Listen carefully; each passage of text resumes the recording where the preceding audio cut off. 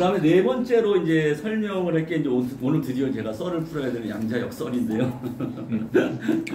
양자가 뭘까요? 양자. 양자는요 영어로 퀀텀이라고 그래요. 퀀텀이라고 그러는데요. 이 물질을 구성하는 제일 기본이 되는 단위, 물질을 구성하는 제일 작은 단위, 요게 이제 퀀텀이에요. 이 퀀텀의 종류가 되게 많아요. 많은데 우리가 잘 아는 퀀텀은 뭐가 있냐면 입자죠. 근데 광자 있죠, 광자. 이 빛이 알갱이이기도 하고 파동이기도 한데 이 빛 알갱이를 뽑아보면 광자라고 그러는데 광자, 포톤, 그게 퀀텀이에요. 그 다음에 원자 핵을 돌고 있는 전자도 퀀텀이에요. 전자도 양자라고 그러고요. 그 다음에 원자 핵을 구성하는 쿼크, 이것도 이제 양자라고 그래요. 이제 어떤 사람이 물어보는 거죠. 그럼 원자는 그 물질을 구성하는 기본 단위인데 원자는 양자예요? 좁은 의미로 얘기하면 원자는 양자가 아닙니다. 원자는 양자가 아니고 원자를 구성하는 아주 제일 기본 단위, 그 쿼크를 양자라고 하고요. 뭐 그냥 개념적으로 얘기할 때는 뭐 양자지, 제일 물질을 구성하는 단위 중에 제일 작은 단위. 그렇지만 이제 좁은 의미로 보면은 원자는 퀀텀은 아니다, 양자는 아니다, 이렇게 이제 얘기를 하고요. 그 양자의 종류는 뭐가 있냐면 양자는 뭐냐면은 요 핵이 있잖아요. 원자가 어떻게 생겼냐면 여기 핵이 이렇게 있고 핵 주변에 이렇게 궤도가 있어요. 보이시죠? 궤도가 있는데 이 궤도를 이제 전자가 있는 거죠. 전자가. 옛날에 우리 학교 다닐 때는 이 궤도를 전자가 뺑글뺑글 돈다 그랬는데 지금은 이제 뺑글뺑글 도는 게 아니라 확률적으로 이 궤도 안에 어딘가에 있다. 이제 이렇게 보는 거예요. 요 핵이, 요 전자 있잖아요. 요 전자. 요 전자는 양자라고 해요. 양자라고 하고 요 핵은 절대 쪼개질 수 없다고 그랬거든요. 우리 고등학교 다닐 때는. 근데 쪼개보니까 이게 양성자하고 중성자로 돼 있는 거예요. 양성자하고 중성자로. 이건 절대 안 쪼개진다. 쪼개보니까 또 쪼개지는 거예요. 과학기술 발전해가지고. 요거를 이제 계속 쪼개보니까 이제 이게 이제 쿼크가 나오는 거죠. 쿼크가. 이게 이제 우리가 진짜 제일 현재 과학이 만들 수 있는 최고 작은 단위가 이제 쿼크고, 지금 물리학자들도 몰라요.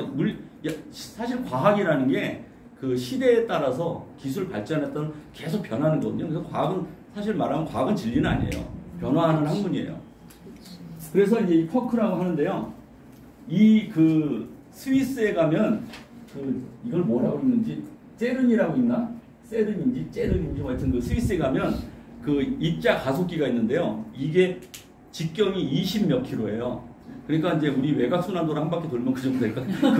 그거를 이제 이따가는 큰 원형 입자 가속기를 크게 만들어 놓고 거기다가 이제 뭐 원자, 전자 이런 것들 막 입자 가속을 해가지고 확 보내는 거예요. 충돌도 시키고 막 이렇게 해가지고 깨고 뭐 충돌시키고 막 이렇게 해보는 거예요. 그래가지고 깨니까 뭐 수천 번, 수만 번 했더니 이제 알갱이들이 막 나오는데 알갱이 막 수백 개야 뭐 수천 개가 나오는 거죠. 근데 그거를 이걸 다 안 되니까 표준 모델로 비슷한 것끼리 묶어. 그래가지고 이제 이게 묶어보니까 쿼크라는 게 6개가 나오고요.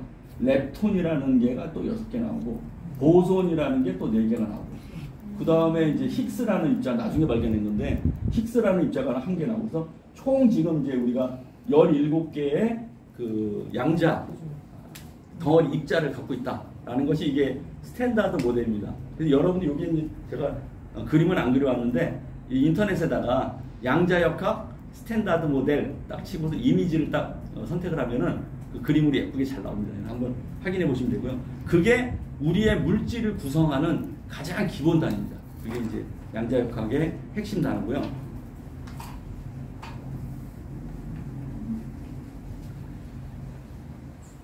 여러분이 크기를 좀 생각해 볼 텐데요. 1m가 이만큼 될까요? 1m? 1m를 1000개로 쪼개면 어떻게 되죠? 1m를 100개 쪼개면 센티미터죠. 1000개를 쪼개면 밀리미터죠. 똑똑해. 이름 뭐야? 신이원. 똑똑해요. 네. 1m를 1000개를 쪼개면 밀리미터가 되는 거예요. 여기 10의 마이너스 3승 분의 1이죠. 10의 마이너스 3승분의 1. 이거를 1mm면 요만큼이잖아요. 요걸 또 1000개를 쪼개요. 현대 기술이. 그 머리카락부터 작게 쪼개거든요. 이거를 뭐라 그러냐? 마이크로미터라는데요. 요거는 마이너스 6. 10의 마이너스 6승분의 1이에요. 너무 작은 거죠. 이거를 또 1000개를 쪼개요. 세상에. 그러면 이게 뭐예요? 나노미터. 이제 똑똑하네 아주. 나노미터가 되는 거예요.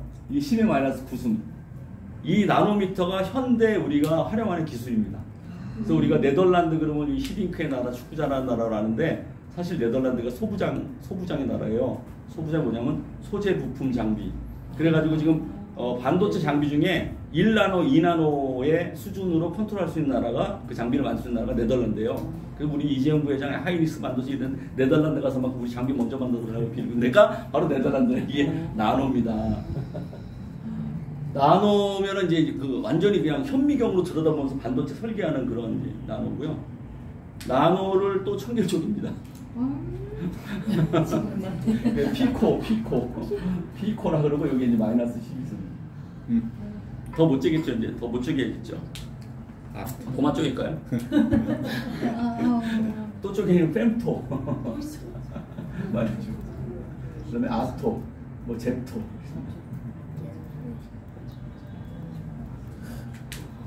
보통 이제 성경적 세계관에서 이게 그 창조에 대해서 얘기할 때요, 하나님이 무한한 우주를 만드시고요, 세밀하게는 이 단위까지 만드시는데 이게 끝이 아니에요. 앞으로 과학이 발전은 얼마나 더 쪼갤지 몰라요. 근데 원자의 크기는 요건 이제 미터법에 대한 거고요. 원자의 크기는 요거 나노를 10분의 1 쪼갠 걸 옹스트롬이라고 해요. 옹스트롬이라는 단어를 쓰는데 이게 10의 마이너스 10승분의 1이에요. 옹스트롬이. 이게 원자 크기입니다. 원자 크기. 원자 핵의 크기는요, 이거보다 10만 배 더 아래예요. 요거예요. 원자 핵. 짜증나죠, 여러분? 공돌이들이 이게 신나요, 아주. 숫자 나오면. 이 문과생들이 이거 짜증나죠. 그 다음에 이제 쿼크나 전자의 크기가 이제 아토 크기입니다. 근데 이제 이 정도 크기 내려가면 뭐 측정할 방법도 없고 재일 방법도 없어요. 뭐 이 정도 될 건데 요거보다 훨씬 더 작다. 뭐 이 정도. 여기가 이제 그 쿼크 내지는 전자, 일렉트론의 크기라고 합니다. 아토 밑에. 네. 얼마나 작은 세상입니까? 이 작은 세상도 하나님께서 한치의 오차도 없이 컨트롤 하시기 때문에 우리가 이 스마트폰을 쓰는 거예요. 여기서 오류가 나잖아요. 우리 스마트폰 못 씁니다. 근데 정말 전 세계에서 수백만 대의 스마트폰을 써도 한치의 오차도 없이 돌아가는 그거는 이유는 뭐냐? 하나님이 그만큼 이 세상을 정밀하게 세밀하게 만드시고 지금도 변함없는 관심과 사랑으로 다스리시고 통치하시는 하나님의 놀라운 은혜를 기억해라 라는 것이 성경적 세계관의 관점입니다. 양자역학에는 특징이 있는데요. 내가 책을 읽어보니까 뭐 설명할 게 되게 많아요. 그래가지고 내가 뭐 전문가도 아니고 핵심 되는 거 3개만 뽑으자. 오늘 여러분 3개만 딱 이해하시면은 어디 가서 양자역학 여러분보다 많은 사람 많이 아는 사람 없어요. 3개만 딱 집어넣으면. 제가 원래 쪽집게 과외 선생 출신 아닙니까? 짧은 시간에 핵심을 딱 알려드리고 시험을 100점 맞게 해드리고 그러나 깊이는 없다. 양자역학의 첫 번째 특징은요, 불확정성이에요. 불확실성, uncertainty. 불확실한데요. 제가 예전에 저는 이제 컴퓨터 소프트웨어 공돌이잖아요.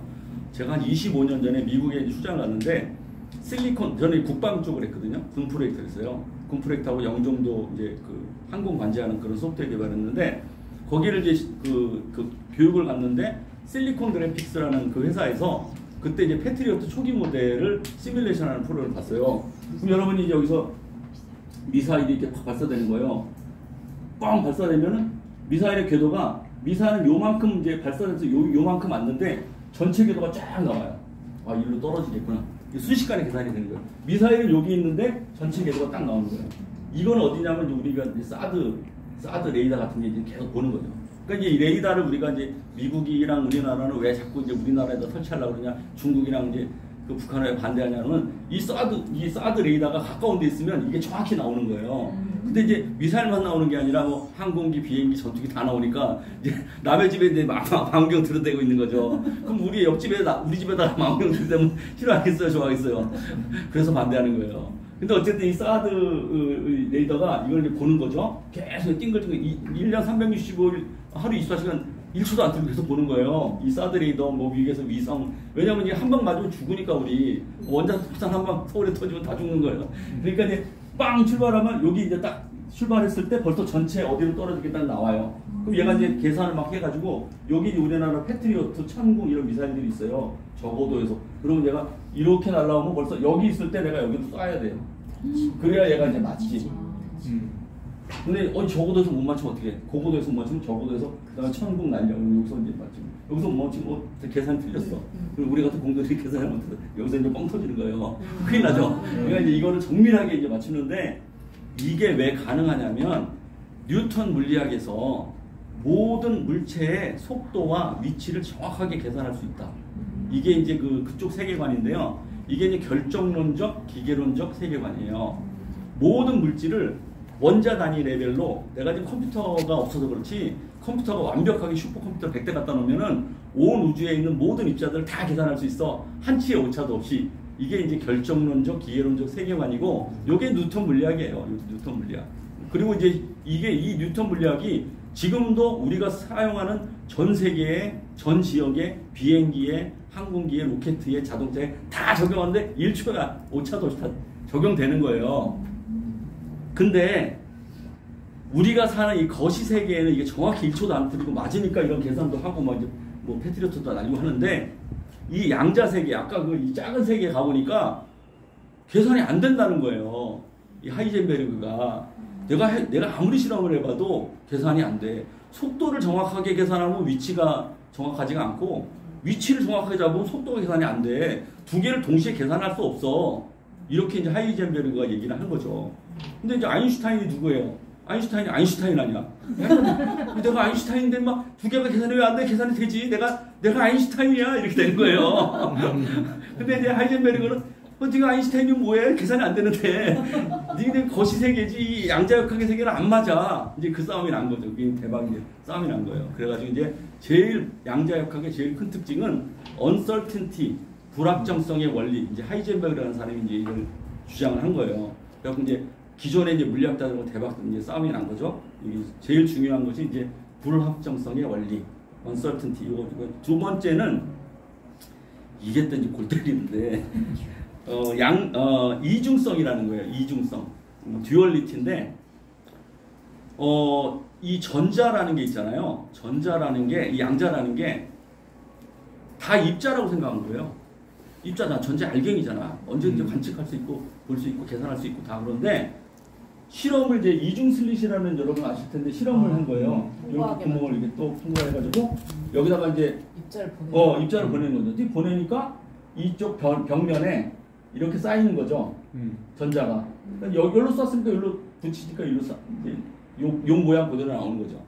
그랬는데 이게 불을 끄고 실험을 해보니까 이게 이 두 줄이 나오는 게 아니라 여러 줄이 나오는 거예요. 요걸 이제 간섭문이라고 하거든요. 인터피어런스 패턴.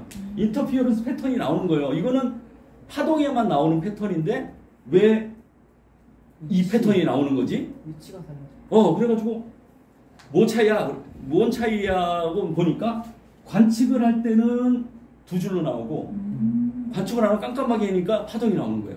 인터피어런스 패턴이 나오는 거예요. 야, 관측이라는 게 뭘까? 여러분 관측이라는 게 뭡니까? 여러분 내가 지금 보이죠? 안 보입니까? 보이죠? 왜 보이는 줄 아세요?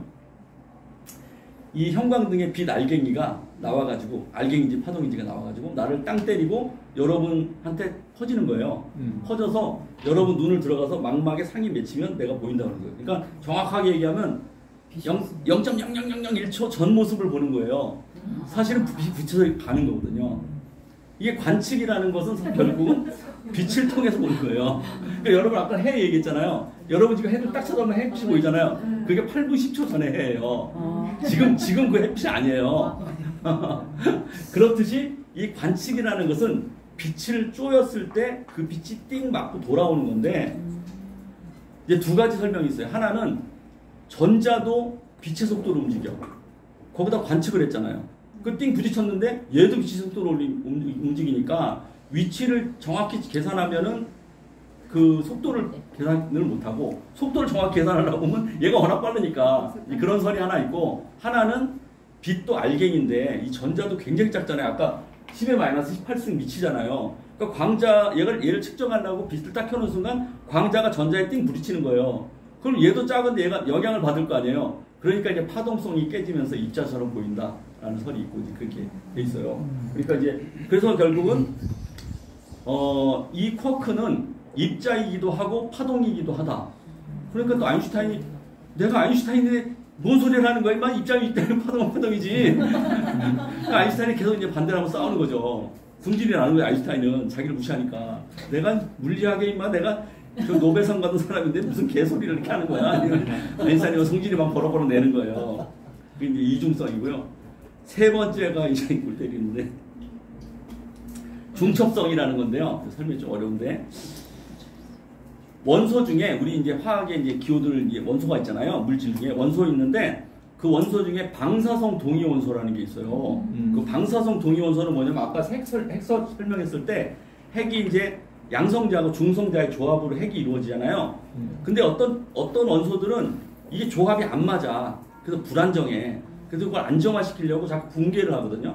양성자가 핵이 붕괴를 하는 그런 이제 그 원소를 방사성 동위 원소라고 한대요. 방사성 동위 원소를 하는데 이게 이제 그러면 우리가 관찰해 볼 때 이 핵이 붕괴를 했냐 안 했냐를 구분해야 되잖아요. 야 지금 이 원소가 핵을 붕괴를 한 거야 안 한 거야 이렇게 얘기를 하니까 그 양자역학을 주장하는 사람들은 붕괴한 상태하고 붕괴를 아직 안 한 상태가 같이 존재하는 거야.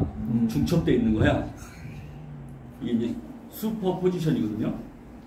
이 무슨 개소리야 이게. 아인슈타인 또 승질 내는 거죠. 야 저기 붕괴가 되거나 안 되거나 상태가 하나지 무슨 동시에 한 상태가 두 개가 있냐고 말이 안 되는 소리 하고 있어. 근데 아인슈타인이랑 맨날 싸우는 거죠. 아인슈타인이. 근데 이게 되게 이해가 안 가는 게 우리가 이 거시 세계에는 예를 들면 그걸 페이스라고 그러는데 상이 있잖아요. 물도 0도 밑으로 내려가면 얼음이 되잖아요. 100도가 높으면 이제 펄펄 끓는 물이 되잖아요. 근데 마치 이 얘기는 뭐냐면 같은 공간에 동시에 얼음과 끓는 물이 같이 중첩돼 있다는 거예요. 이게 무슨 개소리냐 이게. 이게 이제 슈퍼포지션, 양자역학의 슈퍼포지션이라는 개념이에요. 그러니까 이제 어떤 사람은 설명하기 쉽게 하기 위해서 야 동전 던지기를 해보자. 동전 던지기를 하늘로 삥 던지면은 이게 하늘로 떠 있는 동안에는 앞면과 뒷면이 동시에 중첩돼 있는 거죠. 떨어지는 이제 그렇게 설명하는 사람도 있어요. 근데 이제 어쨌든 물리학적으로 이게 해석이 안 되니까 그 슈레딩거라는 사람이 이거를 이제 반박하려고 이제 고양이 얘기를 한 거야. 그럼 너 얘기해보자. 내가 예를 들어볼게. 내가 이 개소리를 내가 뭐 증명해줄게. 그래서 이제 야 이렇게 박스가 있는데 여기 방사성 네 말대로 방사성 동위원소 중첩돼 있다고 보자. 그 방사성 동위원소가 여기 있어. 근데 이게 붕괴를 하면은 여기 연결돼서 독병이 땡 깨져. 붕괴를 하면 깨지고 붕괴를 안 하면 안 깨져. 그럼 여기가 고양이가 이렇게 죄송합니다. 고양이를 내가 고양이가 있는데 이게 붕괴를 하면은 독병이 깨지면서 고양이가 죽고 여기 붕괴를 안 하면 살아있는데 그러면 네 말대로라 그러면 이 양자가 붕괴한 상태하고 안 한 상태가 동시에 있다는 거는 죽은 고양이하고 살아있는 고양이가 동시에 중첩돼 있다는 거야? 이렇게 이제 이 얘기를 반박하려고 그랬더니 그 얘기를 듣고 있던 뭐가 설명을 기가 막히게 했네. 이 사실 고양이가 죽은 고양이가 살아있는 고양이가 중첩돼 있는 거야. 이렇게 설명을 하면서 이게 그 유명한 고양이 실험이 된 거예요. 고양이 사고 실험이. 열어보면 이제 답이 나온다. 그렇죠. 열어보면 답이 나오는데 열어보기 전에는 죽은 고양이와 관측하기 전에는 죽은 고양이와 살아있는 고양이가 중첩돼 있다. 그러니까 이게 성질이 나는 거죠. 아인슈타인이. 그래서 여러분이 쪽집게 정리를 해보면 양자역학의 이 거시물리학과 다른 점은 크게 세 가지인데 하나는 불확정성의 원리다. 하이젠베르그의. 그래서 속도를 정확히 측정하면은 위치가 계산이 안 되고 위치를 정확히 계산하려고 그러면 속도가 정확히 계산이 안 되는 것이 이제 불확정성 원리다. 이 거시 세계에서는 패트리어트 미사일로 엄청나게 정확하게 계산이 되는데 이 양자의 세계는 계산이 안 되더라. 이제 그게 이제 불확정성의 특징이고요. 그 다음에 이중성 듀얼리티는 입자이기도 하면서 파동이기도 하다. 두 가지 성질을 동시에 가지고 있다. 이거고 이제 중첩성은 슈퍼포지션. 그래가지고 두 가지의 상태가 동시에 중첩되어 있다. 이런 이제 소리를 하는 겁니다. 그 다음에 이제 요 세 가지를 잘 기억하시면 되겠고요. 요 세 가지 기억하시면 오늘 집에 갈 수 있습니다. 양자역학 용어를 보면은 양자 도약이라는 개념이 있어요. 아까 볼 때 이제 그 원자핵이 이렇게 생겼잖아요. 그 다음에 오비, 궤도를 이렇게 전자가 도는데 이 전자가 에너지를 얻어서 다음 전자로 이동을 하거나 에너지를 잃고 요 내각에 내부에 있는 전자로 이제 떨어지거든요. 떨어지는데 이 전자가 요렇게 이동해서 앞에 오빗으로 앞에 궤도로 옮기는 게 아니고 여기서 없어지면 여기서 뿅 나타나는 거예요. 이 거리가 굉장히 멀거든요. 근데 그림을 이렇게 그려서 그렇지? 희한한 거죠. 그러니까 이게 아인슈타인 또 성질 나는 거죠. 이게 입자가 이렇게 와야 되는데 여기서 없어지면 동시에 이렇게 딱 나타나고 일로 가려면은 여기서 없어지면 동시에 이렇게 가는 거예요. 그러니까 이거를 이해하지 말고 이게 양자물리학자들은 이해하지 말고 그냥 현상이 있으면 받아들여 이렇게 되는 거예요. 그래서 이름을 뭐라고 붙였냐면 이제 양자 도약 이렇게 붙인 거야. 그래서 퀀텀 점프 이렇게 붙였어요. 퀀텀 점프. 그래가지고 우리가 뭐 학문이나 예술이나 스포츠에서 엄청나게 이제 큰 그 성장을 했을 때, 이 사람이 퀀텀 점프를 했네. 그 퀀텀 점프가 이 퀀텀 점프입니다. 그래서 나온 거예요. 네, 그렇게 돼 있고요. 그 다음은 이제 양자 얽힘이라는 개념이 있어요. 양자 얽힘이 있는데, 요거는 이것 때문에 사실은 앞에 것도 그 아인슈타인이 화를 많이 냈는데, 아인슈타인이 화를 제일 많이 낸 게 이제 양자 얽힘인 거예요. 이게 성질을 버럭버럭 내면서 막 이제 멱살 잡기 일부 직전까지 가는 것이 이제 양자 얽힘인데, 이 양자 얽힘이라는 개념은 예를 들어서 어떤 두 쌍의 전자가 있는데 이게 이제 스핀 방향이 있나 봐요. 하나가 업스핀을 하면 하나가 다운스핀하고 이게 쌍으로 존재하는 거죠. 근데 얘를 멀리 떨어뜨려 놓잖아요. 근데 한쪽이 딱 업스핀으로 판정되는 순간 여기 다운스핀이 결정되는 거예요. 쉽게 얘기하면은, 쉽게 예를 들면은 박스에다가 구슬을 2개 넣었는데 2개에다 숫자를 써놨어요. 그 2개 하면 항상 10이 되는 거예요. 근데 하나를 딱 꺼내봤더니 3이야. 3이 결정되는 순간 얘가 7이 결정되는 거예요. 근데 이게 아무리 거리를 멀리 떨어뜨려 놔도 그게 순식간에 동시에 나오는 거예요. 그래서 이제 예를 들어서 이렇게 얘기한 거죠. 그 2개의 박스를 놓고 하나를 10억 광년을 떨어뜨렸다. 아까 우리가 달하고 8분 걸리잖아요. 8분 뒤에 정보가 나와야 돼요. 왜냐하면 우주에서 제일 빠른 게 빛인데 빛의 속도보다 빠를 수는 없거든요. 10억 광년을 떨어뜨려 놔도 그게 앞에 숫자가 7이 나오면 뒤에 숫자가 바로 순식간에 동시에. 그러니까 거기서 이제 듣다가 아인슈타인이 볼펜을 집어 던지면서 이 새끼들 나와 이렇게 하면서 멱살잡이가 된 거죠. 왜냐하면 아인슈타인은 그 고전 그 현대 물리학을 확립한 사람이고, 이 사람이 볼 때는 빛보다 빠른 것은 이 우주상에 존재해서는 안 돼요. 그 공식에 의해서. 그런데 이게 10억 광년이 떨어졌는데 여기서 변하는 게 같이 변한다고? 왜 그런 거야? 그 양자들이 얽혀 있어서 그런 거야. 인탱글먼트. 얽혀 있어서 그런 거야. 왜 얽혀 있는 게 뭔데? 나도 모르는데 그렇게 결과는 돼. 이것도 아인슈타인이 뭐 열받게 하는 거죠. 이제 그런 일들이 벌어집니다. 그래서 그거를 이제 양자 얽힘이다 이렇게 기억해 주면 되고요.